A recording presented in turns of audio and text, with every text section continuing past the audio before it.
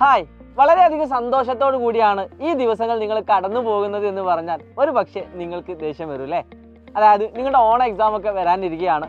ഒരുപാട് ആളുകൾ സ്ട്രെസ്ഫുൾ ആണ്. പല സബ്ജക്റ്റിനെയും ഓർത്താണ് പല കുട്ടികളും ടെൻഷൻ അടിക്കുന്നത്. എന്നാൽ ചില കുട്ടികൾക്ക് ഈ സബ്ജക്റ്റ് ആണെങ്കിൽ കുഴപ്പമില്ല, എനിക്ക് പഠിക്കാനൊക്കെ എളുപ്പമാണ്, അങ്ങനെയൊക്കെ പറയുന്ന ഒരുപാട് ആളുകളുണ്ട്. എന്നാൽ ഓരോ സബ്ജക്റ്റിനും അതിൻ്റെതായ പ്രത്യേകതകളുണ്ട്. ചില സബ്ജക്റ്റ് നമ്മൾ എഴുതി പഠിക്കുക തന്നെ വേണം, ചില സബ്ജക്റ്റ് നമ്മൾ വായിച്ച് പഠിക്കുക തന്നെ വേണം, ചില സബ്ജക്റ്റ് എഴുതിയും വായിച്ചും പഠിക്കുക തന്നെ വേണം. ഇങ്ങനെ ഓരോ മെത്തേഡ്സുകളാണ് ഓരോ സബ്ജക്റ്റിനും നിങ്ങൾ ഉപയോഗിക്കുന്നത്. പണ്ട് ഞാനും അങ്ങനെയൊക്കെ തന്നെ ആയിരുന്നു. ഞാൻ 10ാം ക്ലാസ്സിൽ എനിക്ക് A+ നഷ്ടപ്പെട്ട വിഷയങ്ങളിൽ മറ്റൊരു വിഷയമാണ് ഇംഗ്ലീഷ് എന്ന് പറയുന്നത്. ഒരു പക്ഷേ ഞാൻ ഏറ്റവും കൂടുതൽ ഭയപ്പെട്ട ഒരു സബ്ജക്റ്റ് എന്ന് വേണമെങ്കിൽ പറയാം. കാര്യം മറ്റൊന്നുമല്ല, നമുക്ക് ഇംഗ്ലീഷ് എന്ന് പറയുന്ന ആ ലാംഗ്വേജിനുള്ളൊരു പേടി, കുറേ വേർഡ്സുകൾ കിട്ടാതിരിക്കുക, എങ്ങനെയാണ് അതിനെ പേപ്പറിൽ ഫുള്ളാക്കേണ്ടത്, ഒരു പേജ് 2 പേജൊക്കെ എങ്ങനെ മറിക്കും. പൊതുവേ നമ്മൾ ചെയ്യാറുള്ളത് എഴുതിയ സെൻറ്റൻസൊക്കെ വീണ്ടും എഴുതിയെടുത്തൊക്കെ മാർക്ക് വാങ്ങാൻ ശ്രമിക്കുന്ന വിദ്വാൻമാരുകളൊക്കെ ഉണ്ടാവാറുണ്ട്.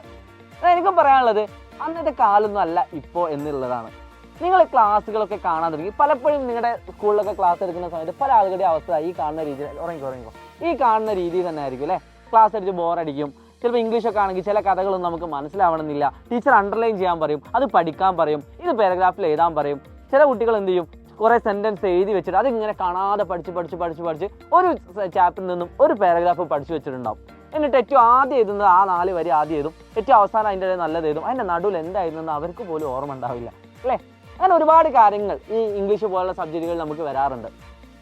ഞാൻ ഈ ഒരു വീഡിയോ കൊണ്ട് ഉദ്ദേശിക്കുന്നത് മറ്റൊന്നല്ല, നിങ്ങൾക്ക് ഇംഗ്ലീഷിൽ A+ നേടുക എന്നതാണ് ലക്ഷ്യമെങ്കിൽ എങ്ങനെ ഒരു ആൻസർ എഴുതണം, ആൻസർ ഷീറ്റിൽ നിങ്ങൾ ആൻസർ എഴുതണം, ഏതൊക്കെ ചാപ്റ്ററിൽ നിന്നും ഏതൊക്കെ ചോദ്യങ്ങളാണ് വരുന്നത്, ആ ചോദ്യങ്ങളിൽ നിന്നും ഏതൊക്കെ രീതിയിലാണ് ചോദ്യം. ചിലപ്പോൾ കോൺവെർസേഷൻ ആയിരിക്കാം, ചിലപ്പോൾ എന്തെങ്കിലും ബയോഗ്രഫികളായിരിക്കാം, ചിലപ്പോൾ എന്തെങ്കിലും ക്വസ്റ്റ്യൻ ആൻസേഴ്സ് ആയിരിക്കാം. അങ്ങനെ പല തരത്തിലുള്ള ചോദ്യങ്ങളാണ് നിങ്ങൾ റിപ്പോർട്ട് ഉണ്ടാക്കാനായിരിക്കും വരാറുള്ളത്.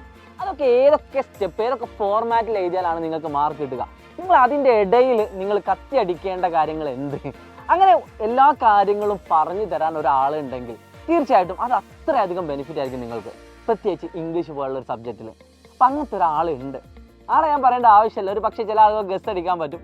നമ്മുടെ പ്രിയപ്പെട്ട NFK സാർ, നിങ്ങൾ നാച്ചു സാർ എന്ന് പറയുന്ന നിങ്ങളുടെ നാച്ചു സാർ NFK സാറാണ്.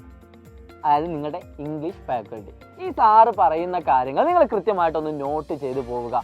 എന്നിട്ട് അതിൻ്റെ ടിപ്സ്, സാറ് പറയുന്ന ടിപ്സ് ഒന്ന് അപ്ലൈ ചെയ്ത് നോക്കുക. നിങ്ങൾക്ക് ഓൺ എക്സാം ആണ് വരാൻ പോകുന്നത്.